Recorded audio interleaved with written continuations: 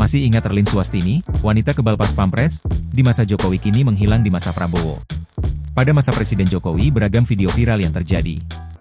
Namun ada satu video yang sangat viral yakni menunjukkan seorang perempuan dengan gampang menghampiri Presiden Jokowi dalam berbagai kegiatan kenegaraan. Sosok perempuan itu diketahui bernama Erlin Swastini disebut kebal dari usiran pas Pampres Presiden. Erlin seakan bebas hambatan saat menghampiri Presiden Jokowi.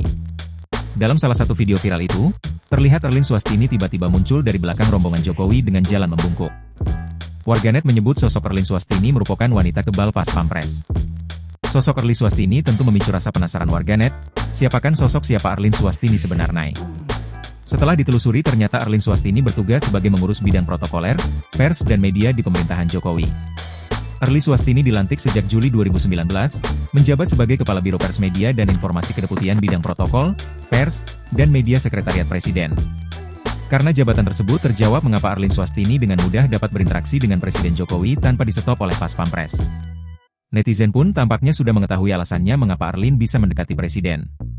Namun kini sosok Erlin Swastini di masa kepemimpinan Presiden Prabowo Subianto yang sudah lebih dari 100 hari ini jarang terlihat. Dulunya di masa Presiden Jokowi, Erlin seliweran di antara rombongan pejabat. Namun di masa Presiden Prabowo, sosok Erlin menghilang dan jarang terlihat di antara rombongan Presiden Prabowo Subianto.